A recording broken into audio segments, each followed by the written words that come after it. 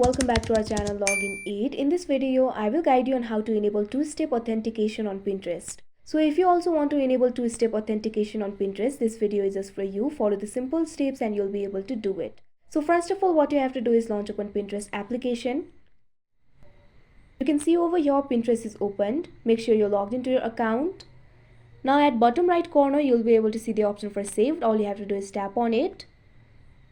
Now you can see over here, you'll be led to this kind of interface.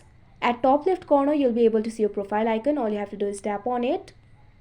Now you'll be led to your account. Here you'll be able to see several options. Scroll down. Under the login section, you'll be able to see the option for security at second. All you have to do is tap on it. Now you'll be led to the security interface. Over here, you'll be able to find the option for two-factor authentication. Toggle this button right next to it. Now you'll have to confirm your password. If you have forgotten your password, simply tap on the forgot it option that you can see right over here. Now tap on the next option that you can see right over here. Now you'll have to complete the step 2. You'll have to enter your phone number. First of all, choose the country code. Simply tap on this option. Now you'll be able to see several country code over here.